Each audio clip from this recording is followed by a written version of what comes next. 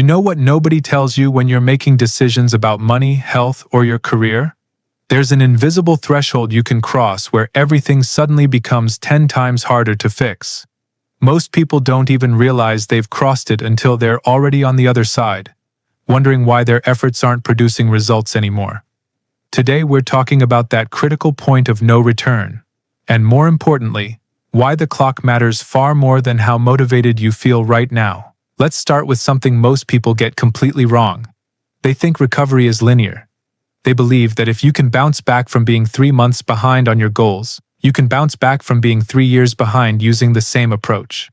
That's not how reality works. There's a compounding effect to poor financial decisions and delayed action that doesn't just add up, it multiplies. When you're a little behind, you're dealing with interest and opportunity cost.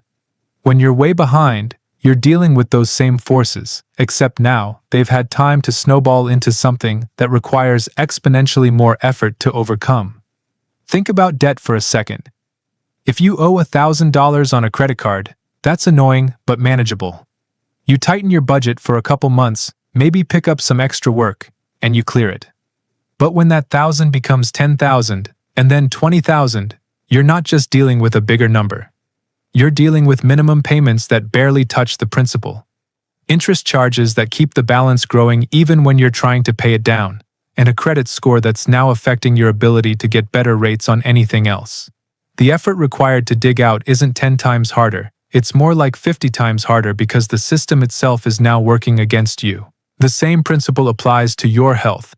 Missing workouts for a week means you've lost a bit of progress. Missing them for 5 years means you've lost muscle mass, gained weight, developed habits that reinforce inactivity, and possibly picked up health markers that put you in a higher risk category for serious conditions. Getting back in shape from a week off takes a week. Getting back in shape from 5 years off could take years, and that's assuming you don't injure yourself in the process because your body isn't conditioned for the stress anymore. Here's where it gets even more interesting.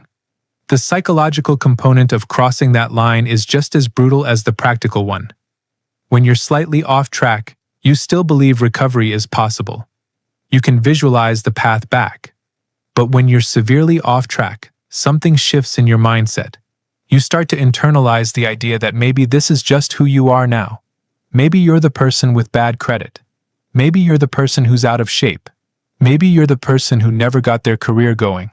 That identity shift is incredibly dangerous because it stops you from taking action even when opportunities appear. Let's talk about career progression because this is where timing plays an absolutely massive role that most people ignore until it's too late. Early in your career, you have flexibility. You can take risks, switch industries, try different roles, and learn new skills without much consequence. But there's a window where those moves make sense, and once that window closes, the same actions become much riskier and much less effective. If you're 25 and you want to pivot into a completely new field, employers see potential. If you're 45 and you want to do the same thing, they see a question mark. Why are you changing now? What's wrong? Are you reliable? The economic reality is that your earning potential follows a curve, and that curve has a peak. For most people, that peak hits somewhere in their 40s or 50s. If you spend your 20s and 30s making inefficient choices, jumping between jobs with no strategy, or staying in positions that don't build valuable skills, you're not just delaying success. You're compressing the time you have left to build wealth during your peak earning years. And here's the part that really stings. You can't get those years back. You can't go back to being 30 with the knowledge you have at 50. The timeline only moves in one direction. This is why motivation without timing is almost worthless. You can be incredibly motivated to turn your finances around at 50, and that motivation is great, but you're fighting against decades of compounding consequences. You're fighting against a shorter runway to retirement. You're fighting against higher insurance costs, potential health issues, and family obligations that didn't exist when you were younger. None of this means it's impossible, but it does mean the effort required is dramatically higher than it would have been if you'd acted earlier. Now let's address the uncomfortable truth about risk. When you're young and you have time on your side, you can afford to take intelligent risks because you have the ability to recover from failures. You can start a business, and if it doesn't work, you can go back to traditional employment without losing much ground. But when you're older and you've already crossed that line into a more precarious position, those same risks become existential threats. You can't afford to fail because failure might mean you never recover before retirement. So ironically, the people who need to take action the most are often the ones who can afford it the least. Here's something else people don't consider. Opportunities compound just like consequences do. When you build good financial habits early, you're not just saving money, you're creating a foundation that opens up more opportunities. You can invest when markets dip because you have cash reserves. You can negotiate from a position of strength because you're not desperate. You can take advantage of compound growth over decades instead of scrambling to catch up in the final years. Every good decision you make early creates breathing room for more good decisions later. Every poor decision you make early creates pressure that forces you into more poor decisions down the line. The same goes for relationships and networks. Building a strong professional network in your 20s and 30s means you have decades of goodwill, referrals, and opportunities flowing to you. Trying to build that same network in your 50s when you're already behind means you're competing against people who have been nurturing those relationships for 30 years. It's not impossible, but it's a massive uphill battle that wouldn't exist if you'd started earlier. Let's bring this back to something practical. If you're listening to this and you're realizing you might have already crossed that line, what do you actually do? First, you accept reality without sugarcoating it. You're behind. The path forward is harder than it would have been. That's just the truth, and pretending otherwise wastes time you don't have.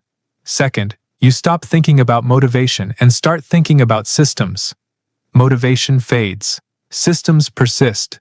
You need to build structures in your life that force better decisions even when you don't feel like making them. If your finances are a mess, you need automated systems that pull money into savings and debt payments before you can spend it. If your health is declining, you need to engineer your environment so that the default action is the healthy one. If your career is stalled, you need a deliberate plan with specific milestones, not just a vague hope that things will get better. The further behind you are, the less you can rely on willpower and the more you need to rely on structure. Here's the other thing you need to understand. Once you've crossed that line, every month you wait makes it worse. Not a little worse. Significantly worse. Because all those compounding effects we talked about are still running. Your debt is still growing. Your skills are still becoming more outdated. Your health markers are still declining. Time is not neutral when you're on the wrong side of that threshold. It's actively working against you. So the second best time to act is right now, today, even if the best time was years ago. One of the most dangerous traps people fall into is waiting for the perfect moment to start fixing things. They tell themselves they'll get serious about money when they get a raise. They'll get serious about health when life calms down. They'll get serious about their career when the kids are older. But here's the reality. Life never calms down. There's always something. And every day you spend waiting for perfect conditions is another day of compounding consequences stacking up against you. Let's talk about what recovery actually looks like when you've crossed that line. It's not pretty, and it's not fast. If you're deeply in debt, getting out might take 5 to 10 years of serious sacrifice. If you're significantly out of shape, getting healthy might take years of consistent effort with slow progress. If your career is stuck, rebuilding momentum might require starting from a lower position than you think you deserve and grinding your way back up. None of that is motivational speaker material, but it's the truth. And knowing the truth is better than chasing fantasies that keep you stuck. The people who actually recover from crossing that line share one characteristic. They develop an almost obsessive focus on the fundamentals. They don't chase shortcuts. They don't look for hacks. They don't waste time on strategies that promise easy results. They identify the 2 or 3 things that will actually move the needle, and they execute on those things relentlessly for years. For finances, it's usually earning more and spending less. For health, it's usually consistent movement and better food choices. For careers, it's usually building valuable skills and expanding your network. Simple, but brutally hard to maintain when progress feels slow. Here's the final piece of this puzzle that ties everything together. The reason timing matters more than motivation is because time is the one resource you absolutely cannot create more of.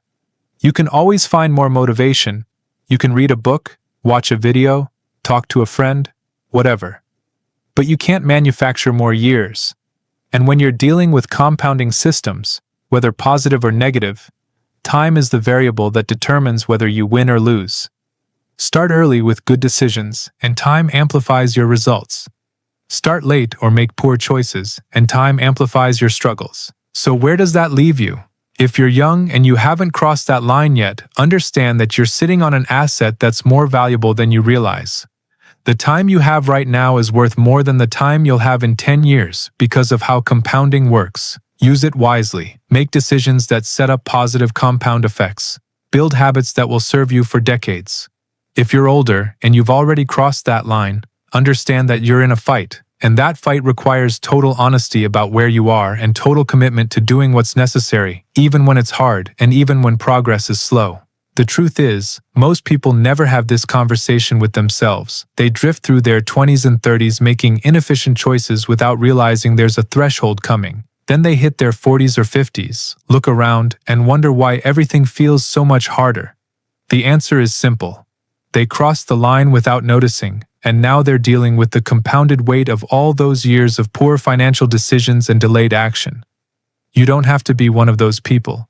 You can choose to act now with full awareness of what you're up against. And if you've learned anything from this video, let it be this. The best time to fix your situation was yesterday, and the second best time is today. Not tomorrow, not next month, today. If this video gave you something to think about, hit that like button so more people can see it. Drop a comment and let me know where you are in this journey. And if you want more content that cuts through the noise and tells you what actually works in building long-term wealth and stability, subscribe to the channel. I'll see you in the next one.